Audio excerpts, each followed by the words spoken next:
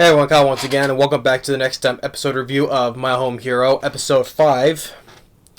And, that's why I kind of feel sorry for Totsu, because, he just keeps the hole, he keeps digging himself in deeper and deeper, I just feel bad for the guy, I mean, after the ending of the last episode where the one guy was about to shoot, literally was going to shoot Koichi and Totsu, but we hear the gunshot, right? Well, it turns out that, more of the gang is that the Koichi's in, right? And they shoot that guy, right? And it is a little torturous they do a little torture like Koichi a little bit though, but because they take the bullet, talk too fast. He takes the guy who's been working the guy we saw with the lawyer, and the guy in the office, right? And then he talking to the other guy with the short gray hair guy. That guy, he's been he takes the bullet out of the guy though, but it's kind of torturing the guy because he's taking the tweezers, just really literally pulling the bullet out, really homemade surgery, you can say. And then goes to staple his wound shut. But then poor Totsu, because now that They do more because they blackmail him because they know about those naked pictures they had from before, right? But now they're actually gonna film him, have him say these lines, and just set him up thinking he killed that one guy. So they put that one dead body there of that guy on a tree, and he stands in front of it while they're filming, and he has to say something like, "Hey, I killed this guy," give him the peace sign, yay, And the guy is just, of course he's all nervous because he's got roped into this, Felt bad for Totsu, right? And then he goes home with his wife. He goes home with his wife, saying what he's been up to. He attempts to lie about it, but his wife sees right through him. Like she tries not to want her. He tries not want her to get involved, but she was already involved before, so why stop now, right? So They have to devise a plan to make it think that Hibito, the asshole boyfriend to his daughter, the head monster's son. They had to make it seem like he's still alive. So they call an old friend of theirs. So because we got a flashback back to when they were in college. A guy named Tabata, who makes movies, right? So So they call him up, and since now that Totsu is going to be monitored all the time by the mob, so he has to have his wife do the stuff for him. Like, first he make her at the train station, and she walks by in disguise, puts the phone into Totsu's bag, because he has to access Naburu's bank account and emails, right? So, but he has a little trouble finding the password, resetting the password. So, like, when when we reset the password, you have to ask one of those questions, right? So it's like, oh, what is your favorite pet, right? So he has to try and find out what was this guy's favorite pet was. And while that's going on, Kaizen is talks with Tabata. Now that of course first when we saw the flashback, it kind of looks like Nabaru, but wasn't they're older, they're 20 years older, so it kind of looks different though.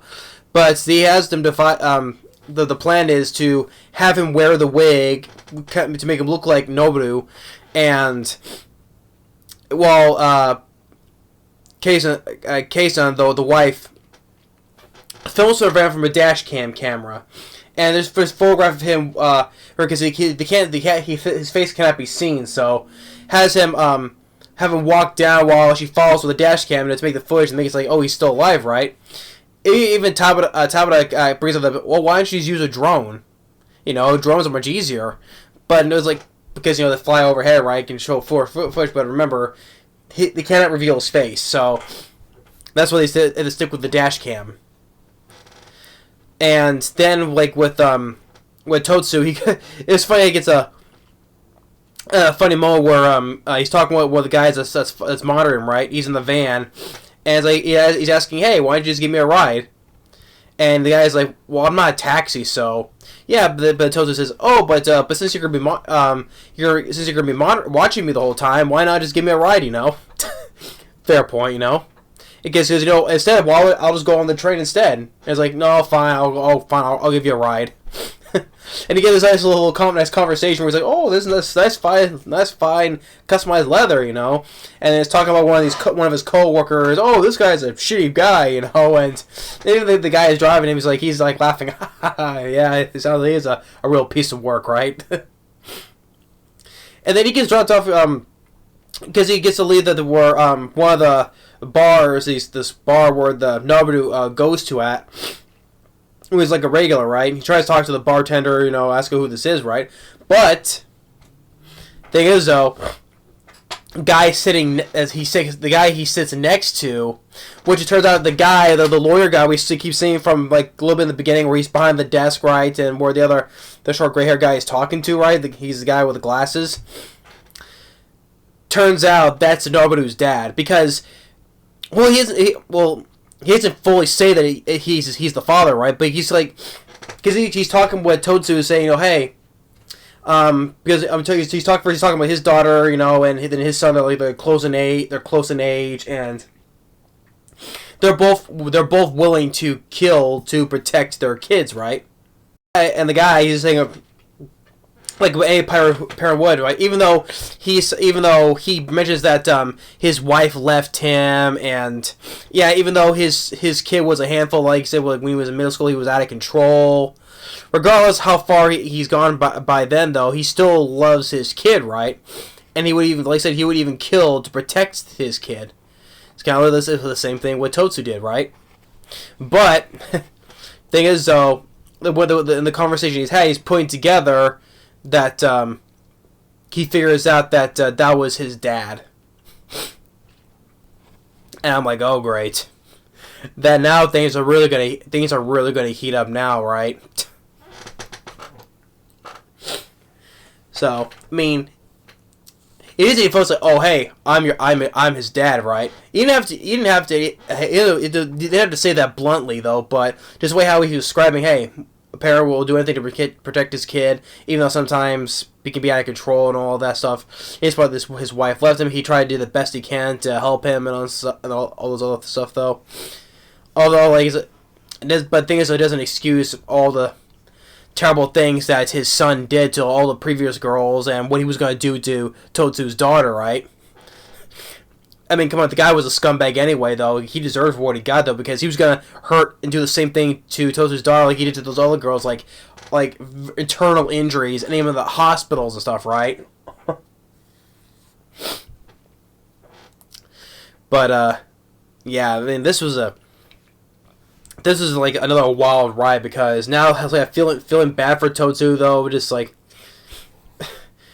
it's just the hole he keeps digging himself in. It keeps on deeper and deeper. Like, oh, and by the way, because just before when Nobuto's dad leaves, he asks him what Totsu's name was, and he gives him his colleague's friend's name, Tabata, the guy who's to help his wife film the stuff that the old friend of theirs who's helping film all this stuff, right? He gives him his name. I'm like, yeah, he's a good salesman though, but his thing is though, his lies can go so far, because it's and then basically biting him back in the ass, basically, because he mentioned his name, because even the Nobuto's father, as he's walking out of the pub, he's like, Tabata, maybe that's a lie.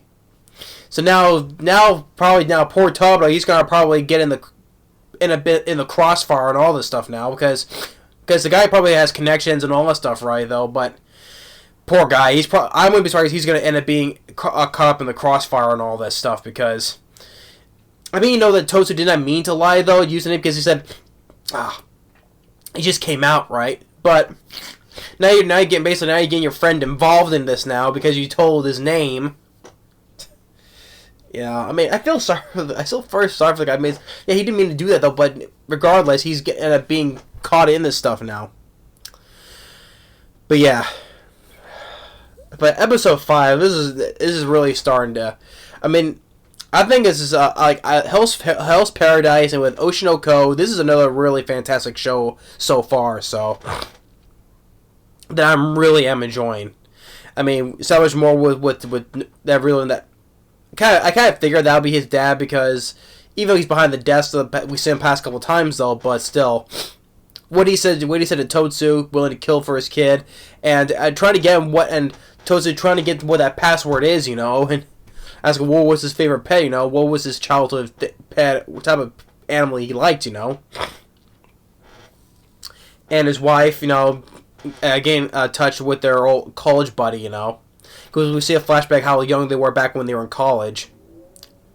And another flashback is like how Totsu's telling because there were there's a 6 age gap between them, because like he was, by the time we said hey, let's get married, he was 26 and she was 22, you know, so, or no, 28, he was 28, because it said first it was 21 years ago, then it goes to 19 years ago, so a 2 year gap. So he was 28 and she was 22, and he said regardless of what your parents say, you know, he says to Keisun, it's like, let's get married either way, let's be happy together.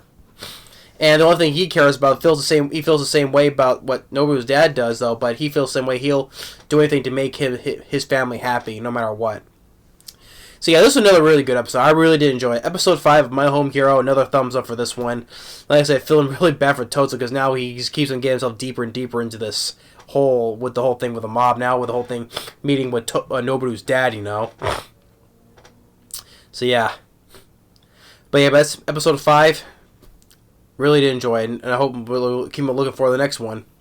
So thanks for watching. Stay tuned and for more movie reviews, and more other videos later.